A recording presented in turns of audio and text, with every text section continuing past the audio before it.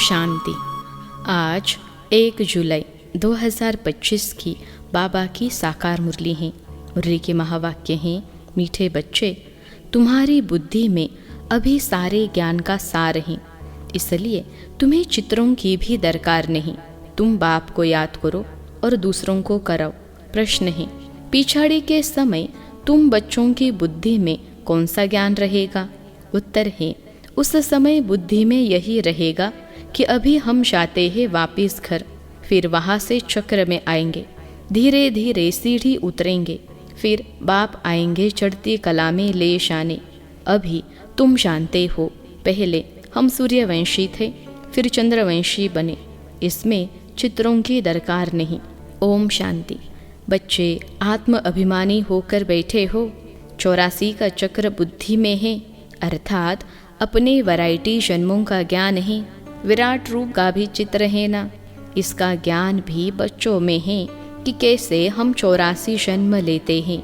मूल वतन से पहले पहले देवी देवता धर्म में आते हैं। यह ज्ञान बुद्धि में है, इसमें चित्र की कोई दरकार नहीं। हमको कोई चित्र आदि याद नहीं करना है। अंत में याद सिर्फ यह रहेगा कि हम आत्मा हैं, मूल वतन की रहने वाली हैं। यहाँ हमारा पार्ट है, भूलना नहीं चाहिए।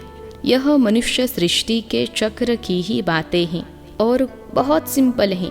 इसमें चित्रों की बिल्कुल दरकार नहीं, क्योंकि यह चित्र आदि सब है भक्ति मार्ग की चीज़ें। ज्ञान मार्ग में तो है पढ़ाई, पढ़ाई में चित्रों की दरकार नहीं। इन चित्रों को सिर्फ करेक्ट किया जाता है। जैसे वह कहते हैं गीता का भगवान श्री कृष्ण है, हम कहते हैं शिव हैं। यह भी बुद्धि से समझने की बात है। बुद्धि में यह नॉलेज रहती है। हमने 84 का चक्र लगाया है, अब हमको पवित्र बनना है। पवित्र बन फिर नए सिर चक्र लगाएंगे। यह है सार जो बुद्धि में रखना है। जैसे बाप की बुद्धि में है वर्ल्ड की हिस्ट्री, ज्योग्राफी व 84 जन्मों का चक्र कैसे फिरता है, वैसे तुम्हारी बुद्धि में है पहले हम सूर्यवंशी फिर चंद्रवंशी बनते हैं। चित्रों की दरकार है नहीं, सिर्फ मनुष्यों को समझाने के लिए यह बनाए हैं। ज्ञान मार्ग में तो सिर्फ बाप कहते हैं मन मना भव। जैसे यह चतुर्भुज का चित्र है, रावण का चित्र है, यह सब समझाने के लिए दिखलाने पड़ते हैं। तुम्हारी बुद्धि में तो यथार्थ ज्ञान है, तुम बिना चित्र के भी समझा सकते हो। तुम्हारी बुद्धि में 84 का चक्र है, चित्रों द्वारा सिर्फ सहज करके समझाया जाता है। इनकी दरकार नहीं है। बुद्धि में है पहले हम सूर्यवंशी घराने के थे, फिर चंद्रवंशी घराने के बने। वहाँ बहुत सुख है, जिसको स्वर्ग कहा जाता है। यह चित्रों पर समझाते हैं। पिछाड़ी में तो बुद्धि में यह ज्ञान रहेगा। अभी हम जाते हैं वापिस चक्र लगाएंगे, सीढ़ी पर समझाया जाता है तो मनुष्यों को सहज हो जाए। तुम्हारी बुद्धि में यह भी सारा ज्ञान है कि कैसे हम सीढ़ी उतरते हैं, फिर बाप चढ़ती कला में ले जाते हैं। बाप कहते हैं मैं तुमको इन चित्रों का सार समझाता हूँ। जैसे गोला है तो उस पर समझा सकते हैं। यह 5000 वर्ष का चक्र है। अगर लाखों वर्ष होते तो संख्या कितनी बढ़ जाती। कृष्ण का दिखाते हैं 2000 वर्ष, इसमें कितने वर्ष होते हैं? 5000 वर्ष में कितने मनुष्य होते हैं? यह सारा हिसाब तुम बतलाते हो। सतयुग में पवित्र होने कारण थोड़े मनुष्य होते हैं। अभी तो कितने ढेर हैं। लाखों वर्ष की आयु होती तो संख्या भी अनगिनत हो जाए। कृष्ण की भेंट में आदमशुमारी का हिसाब तो निकालते हैं ना। हिंदुओं की आदमशुमारी कम दिखाते हैं। कृष्ण बहुत बन गए हैं। जो अच्छे समझदार बच्चे हैं बिगर चित्रों के भी समझा सकते हैं। विचार करो, इस समय कितने ढेर मनुष्य हैं। नई दुनिया में कितने थोड़े मनुष्य होंगे। अभी तो पुरानी दुनिया है जिसमें इतने मनुष्य हैं। फिर नई दुनिया कैसे स्थापन होती है, कौन स्थापन करते हैं, यह बाप ही समझाते हैं। वही ज्ञान का सागर है। तुम बच्चों को सिर्फ यह 84 का चक्र ही बुद्धि में रखना है। अभी हम नरक से स्वर्ग में जाते हैं तो अंदर खुशी होगी ना। सतयुग में दुख की कोई बात होती नहीं। ऐसी कोई अप्राप्त वस्तु नहीं जिसकी प्राप्ति के लिए पुरुषार्थ करे। यहाँ पुरुषार्थ करना पड़ता है। यह मशीन चाहिए, यह चाहिए, वहाँ तो सब सुख मौजूद हैं। जैसे कोई महाराजा होता है तो उनके पास सब सुख मौजूद रहते हैं। गरीब के पास तो सब सुख मौजूद नहीं होते। परंतु यह तो है कलयुग, तो बीमारियां आदि सब कुछ हैं। अभी तुम पुरुषार्थ करते हो नई दुनिया में जाने के लिए। स्वर्ग नरक यहाँ ही होता है। यह सूक्ष्म वतन की जो रमत गमत है, यह भी टाइम पास करने के लिए है। जब तक कर्मातीत अवस्था हो, टाइम पास करने के लिए यह खेल पाल है। कर्मातीत अवस्था आ जाएगी, बस तुमको यही याद रहेगा कि हम आत्मा ने अब 84 जन्म पूरे किए। अब हम जाते हैं घर, फिर आकर सतोप्रधान दुनिया में सतोप्रधान पार्ट बजाएंगे। यह ज्ञान बुद्धि में लिया हुआ है। इसमें चित्रों आदि की दरकार नहीं। जैसे बैरिस्टर कितना पढ़ते हैं, बैरिस्टर बन गए, बस जो पाठ पढ़े वह खलास। रिजल्ट निकली प्रारब्ध की। तुम भी पढ़कर फिर शाय राशाई करेंगे, वहाँ नॉलेज की दरकार नहीं। इन चित्रों में भी रॉन्ग राइट क्या है, यह अभी तुम्हारी बुद्धि में है। बाप बेट समझाते हैं। लक्ष्मी नारायण कौन है, यह विष्णु क्या है। विष्णु के चित्र में मनुष्य मूंझ जाते हैं। बिगर समझ के पूजा भी जैसे फालतू हो जाती हैं। समझते कुछ भी नहीं। जैसे विष्णु को नहीं समझते हैं, लक्ष्मी नारायण को भी नहीं समझते, ब्रह्मा विष्णु शंकर को भी नहीं समझते। ब्रह्मा तो यहाँ है, यह पवित्र बन शरीर छोड़ चले जाएंगे। इस पुरानी दुनिया से वैराग्य है। यहाँ का कर्म बंधन दुख देने वाला है। अब बाप कहते हैं अपने घर चलो, वहाँ दुख का नाम निशान नहीं होगा। पहले तुम अपने घर में थे, फिर राजधानी में आए, अब बाप फिर आए हैं पावन बनाने। इस समय मनुष्यों का खान पान आदि कितना गंदा है। क्या क्या चीज़ें खाते रहते हैं। वहाँ देवता ऐसी गंदी चीज़ें थोड़ी ही खाते हैं। भक्ति मार्ग देखो कैसा है, मनुष्य की भी बलि चढ़ती है। बाप कहते हैं यह भी ड्रामा बना हुआ है, फिर नई जरूर बननी है। पुरानी दुनिया से अभी तुम जानते हो हम सतो प्रधान बन रहे हैं। यह तो बुद्धि समझती है ना। इसमें तो चित्र न हो तो और ही अच्छा, नहीं तो मनुष्य बहुत ही प्रश्न पूछते हैं। बाप ने 84 जन्मों का चक्र समझाया है। हम ऐसे सूर्यवंशी, चंद्रवंशी, वैश्यवंशी बनते हैं, इतने जन्म लेते हैं। यह बुद्धि में रखना होता है। तुम बच्चे सूक्ष्म वतन का राज भी समझते हो, ध्यान में सूक्ष्म वतन में जाते हो, परंतु इसमें न योग है न ज्ञान है। यह सिर्फ एक रस्म है। समझाया जाता है कैसे आत्मा को बुलाया जाता है, फिर जब आती है तो रोते हैं, पश्चाताप होता है। हमने बाबा का कहना नहीं माना। यह सब है बच्चों को समझाने के लिए कि पुरुषार्थ में लग पड़े, गफलत न करे। बच्चे सदा यह अटेंशन रखें कि हमें अपना टाइम सफल करना है, वेस्ट नहीं करना है, तो माया गफलत नहीं करा सकती हैं। बाबा भी समझाते रहते हैं बच्चे टाइम वेस्ट न करो, बहुतों को रास्ता बताने का पुरुषार्थ करो, महादानी बनो, बाप को याद करो तो विकर्म विनाश होंगे। जो भी आते हैं उनको यह समझाओ और 84 का चक्र बताओ। वर्ल्ड की हिस्ट्री ज्योग्राफी कैसे रिपीट होती है, नटशेल में सारा चक्र बुद्धि में रहना चाहिए। तुम बच्चों को खुशी रहनी चाहिए कि अभी हम इस गंदी दुनिया से छूटते हैं। मनुष्य समझते हैं स्वर्ग नरक यहाँ ही है। जिनको बहुत धन है तो समझते हैं हम स्वर्ग में हैं, अच्छे कर्म किए हैं इसलिए सुख मिला है। अभी तुम बहुत अच्छे कर्म करते हो तो 21 जन्मों के लिए तुम सुख पाते हो।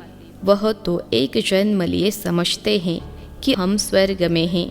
बाप कहते हैं वह है अल्पकाल का सुख, तुम्हारा है 21 जन्मों का, जिसके लिए बाप कहते हैं सभी को रास्ता बताते शो। बाप की याद से ही निरोगी बनेंगे और स्वर्ग के मालिक बन जाएंगे। स्वर्ग में है राजय, उनको भी याद करो। राजय थी अभी नहीं है, भारत की ही बात है, बाकी तो है बाई प्लॉट्स। पिछाड़ी में सब चले जाएंगे, फिर हम आएंगे नई दुनिया में।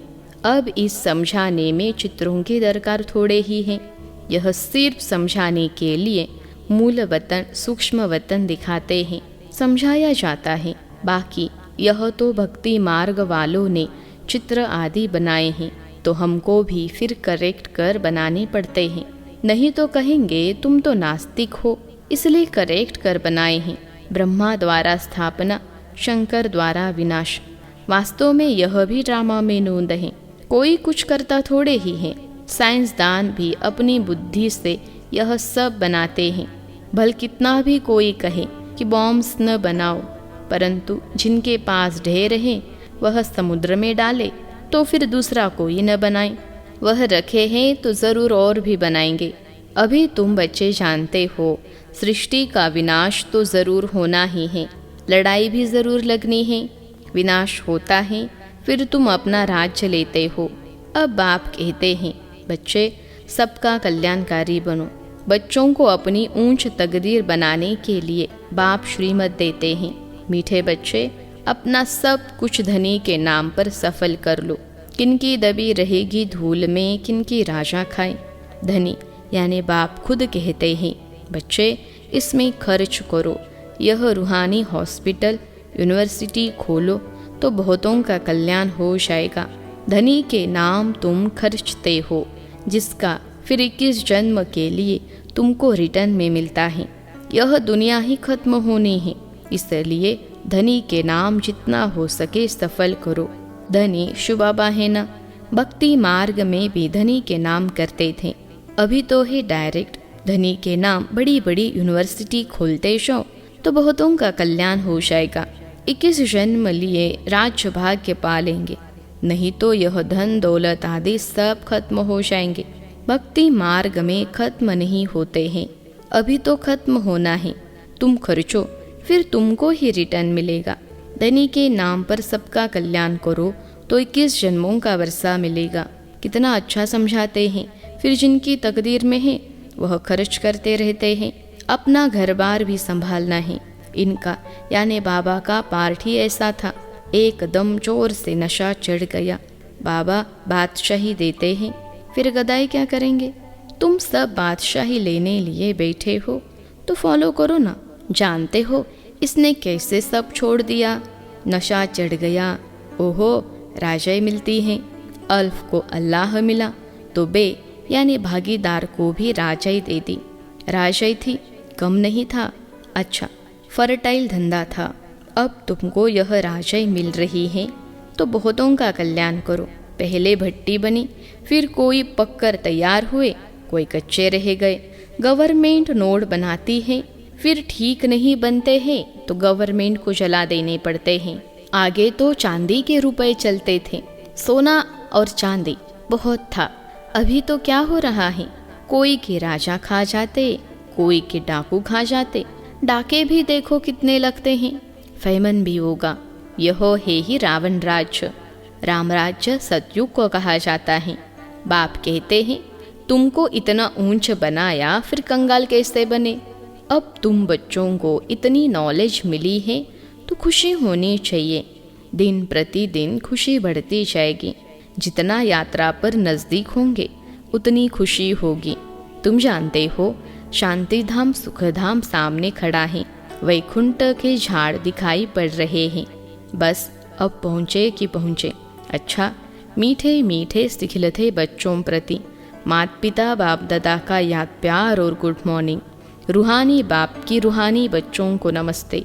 हम रूहानी बच्चों की सिखलते रूहानी माता पिता बाप दादा को याद प्यार, गुड मॉर्निंग और नमस्ते बाबा नमस्ते। धारणा के लिए मुख्य सार। पहली पॉइंट है, अपना टाइम सफल करने का अटेंशन रखना है। माया गफलत न करा सकें, इसके लिए महादानी बन बहुतों को रास्ता बताने में बिजी रहना है। दूसरी पॉइंट है, अपनी ऊंची तकदीर बनाने के लिए धनी के नाम पर सब कुछ सफल करना है। रूहानी यूनिवर्सिटी खोलनी है। आज का वरदान है, ऊंचे ते ऊंचे बाप को प्रत्यक्ष करने वाले शुभ और श्रेष्ठ कर्मधारी भव। ऊंचे ते ऊंचे बाप को प्रत्यक्ष करने वाले शुभ और श्रेष्ठ कर्मधारी भव। विश्लेषण है, जैसे राइट हैंड से सदा शुभ और श्रेष्ठ कर्म करते हैं, ऐसे आप राइट हैंड बच्चे सदा शुभ व श्रेष्ठ कर्मधारी बनो।